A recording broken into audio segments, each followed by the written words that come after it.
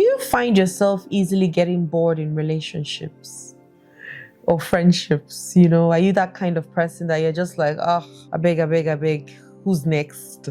This video is for you. I used to think that, friendships didn't have to be too deep, especially relationships, actually. For a very long period of my life, I used to say to myself, I'm not a relationship person. I just want to have fun and keep it moving. And then I met my first boyfriend. And I remember I was quite smitten by him. And I met him through a friend of mine who came to say hello to me. This particular friend of ours liked me. So he was bringing his friend to come and introduce his friend to a babe that he liked. And I met his friend, and there was just something about him that I liked. And somehow it was vice versa, because he also liked me. And it was funny. I remember one of the days, because both of them are neighbors. So one of the days I went into I grew up in Festac, by the way, in Lagos, Nigeria. All my Festac people, okay. So I was walking into their clothes, which was what we used to call it. And he sat down in the balcony in his house, and he saw me walking in, and he was so excited that finally this girl is coming to visit me in my house. And rather than going straight to his house, I detoured, turned left, and I went to this boy's house, and it broke his heart. But we're still good people. You know who you are. I won't call your name. And we just, we'll sit down and talk for hours. And I just liked him. I actually really, I don't know what it was, but there was something about him that felt real. Something about him that felt true. Let me put it that way. Something in him felt true. And so I remember that one of the days he said to me, so what are we doing? I mean, this was a few months after. And once in a while, we'll kiss here and there. I probably was 17 or 18 or something like that. And he was maybe a year or two older than me. And we'll kiss here and there. But we both knew that we liked each other because we spent a lot of time with each other. And one of the days he looked at me and he said, so what are we doing? And I said, we're friends. He says, well, he doesn't go about kissing all his friends. I said, okay, I'm your special friend. And he goes, no, that is either we're dating or we're not. Now, because I didn't want to lose him at the time, I said to him, look, I don't know how to be in a relationship. I'm not a relationship person. I don't even know if I can love, right? Because I'd created in fact, Jericho had nothing on me in terms of the walls that I had created around my heart. Jericho was a child around the wall that I created around my heart. I didn't want to be hurt. Too many people have hurt me in my life, especially with my family more than anything else.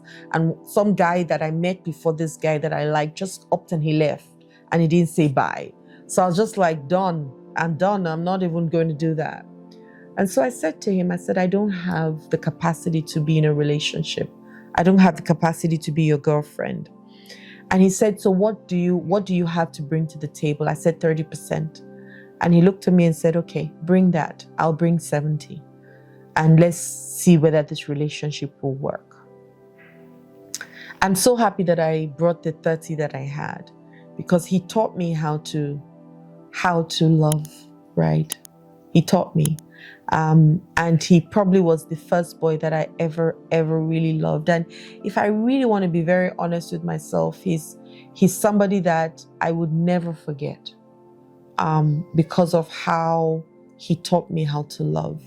And I've had pivotal people in my life who have taught me at different times how to love deeply. And he's my love with him, or my love for him, my love, yes, with him and for him, taught me a lot about relationships and how to give of yourself. And we stayed together for 7 years after that. Now, why did I share that story? Because at that point, I was only looking for excitement, and he gave me an excitement that I liked. But I also didn't want an attachment, because an attachment meant I needed to give you of myself, and I'm not ready to do that. And so if you find yourself in that kind of situation where you are jumping from place to place, it's because you believe that, well, you could believe that if I stay here, it means I have to give of myself to this. How do I know that they're not going to hurt me? How do I know that they're not going to leave me? How do I know? Because all those things have happened to us as children. And so we project all those feelings into all the relationships that we find ourselves in. At least that's what happened to me. And so I was always just looking for fun. I didn't want to attach myself or be connected to anybody. I didn't want to be subjected to having to start to having feelings, unnecessary feelings. I mean, like, then you mention love, I'm like, spell it. What does it mean? I beg, I'm not interested. Because I'd been very hurt by the people that I loved, right? And so I carried that into relationships. I really did. I mean, at some point in my life, I was a huge flirt. Because I'm also a boys' girl, I know what boys like to hear. I just know, right? Or I'm saying I just know. Well, I still know. So let me not pretend that I don't know, but I'm a more responsible person now. And so I don't toy with people's emotions like I used to when I was a child, right? And I did a lot of toying with people's emotions because I didn't know better. And I was also hurt. And hurt people. And so that's what I did. And so because of that, I wasn't looking for any connection. It's easy to have 50 boyfriends or 50 girlfriends, but it's hard to have one that you give yourself to and give everything of you to it, right? And a lot of people are in so many flighty relationships because they're unwilling to be emotionally connected and attached to that person because of the fear of being let down or being hurt or being betrayed or being cheated on or being left alone or being abandoned. And all of them are the same English, just in different words. Same feeling, right? And so if you find yourself doing those things and jumping from friendship or relationship to relationship because you're looking for the next best thing, the relationships are not the problem because the relationship is perfect. It's the people in it that have the challenges. So you want to sit down and really ask yourself, what do I need to do to be grounded within myself and like myself enough to be able to feel safe with people? How can I give of myself and feel safe in the giving of myself, knowing that people actually do care about me and people want the best for me? You've got to get to that point for you to be able to stay grounded in friendships. And like I said, choose your friends. Don't allow your friends choose you. Choose your friends and choose them for, not just for benefit, but choose friends that you don't mind being like. I said that the last time. Because if you spend a lot of time with people, you will pick on their nuances. You'll pick on some of the things that they do, how they think, what they say. So if you want to be a rich person and your best friend or the person that you are following or 5 of your friends are poor, you didn't count well. You will be the 6th poor person. But if you know that you want to have certain traits and have certain disciplines or have certain values, find people who have those values and in no time you will rub off from them. Now, success will mean different things to different people. That's why I didn't say successful people. But find people that have some of the qualities that you want to imbibe. Find those people. I have a very dear friend of mine who is much older than I am that says that I taught him how to smile. I taught him how to love. Why? Because there was something about me that was that had that attribute or had that value or believed that value was important. And whilst he spent time with me, he learned how to do it. So I say that because it's very important, the people that we spend time with and the people we choose to have as friends. Especially for me and the space that I play in right now, I'm so particular right? And they'll say, oh, it's lonely at the top. No, you become more sensitive to the people that you want to spend time with, that you choose quality over quantity. That's what happens. I don't believe it's lonely at the top. I think there's more quality at the top. And it then becomes your choice, right? And these are people that you've decided that you want to spend time with, because my idea of friendship is like a cult. My idea of friendship is like how Jesus and the disciples, at some point, you couldn't tell who was who. That's my idea of friendship, which means that I will enter you, you will enter me. My family will enter you, your family will enter me. It means that the things that I do, you do. The things that you do, I do, because we have entered each other. And we're good for each other because we're both, or we're 5 of us, 6 of us, whatever.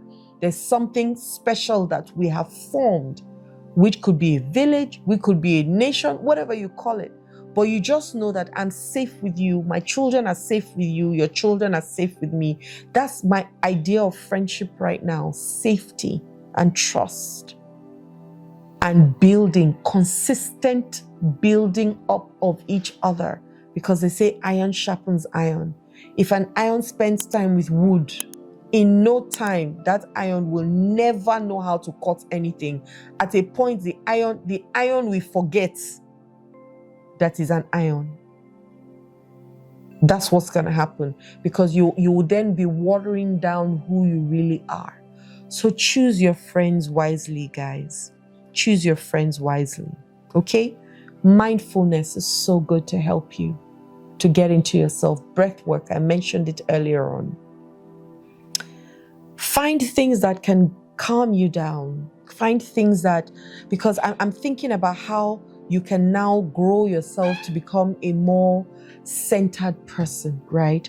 And come out of the dysregulation and all the things that the trauma and all the things that you are living, all those things, because it's once again, it's a fight of your nervous system. So you either freeze, and we all know those words. We freeze, we fight, we know all those things.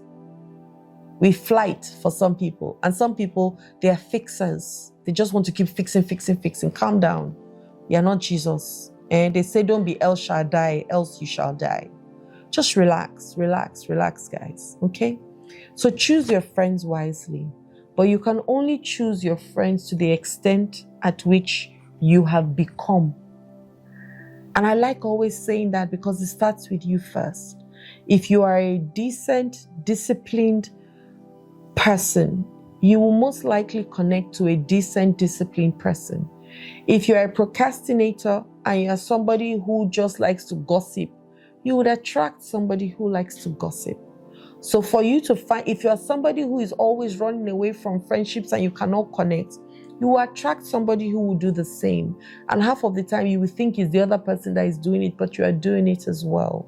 So find that healing, find that place of comfort. Like I said, mindfulness is very good. Breath work, hypnotherapy, coaching. Finding yourself first is where you start from, because you can't heal, once again, what you don't know. And you cannot treat it. You can't, unfortunately. Otherwise, you'll be treating something else when you are actually dealing with something else. So, my first question was, do you find yourself getting very bored in relationships and friendships? If your answer to yourself is yes, then you want to find out why. You want to find out why. Because there's something in you that is stopping you from pitching your tents and building proper concrete houses with people.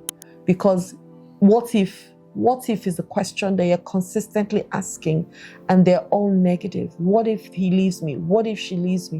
What if she runs away? And you're consistently in that what if state of the negativity. Because the truth is, what if they don't? And so for how long are you going to keep running from one relationship to the other? Be like me.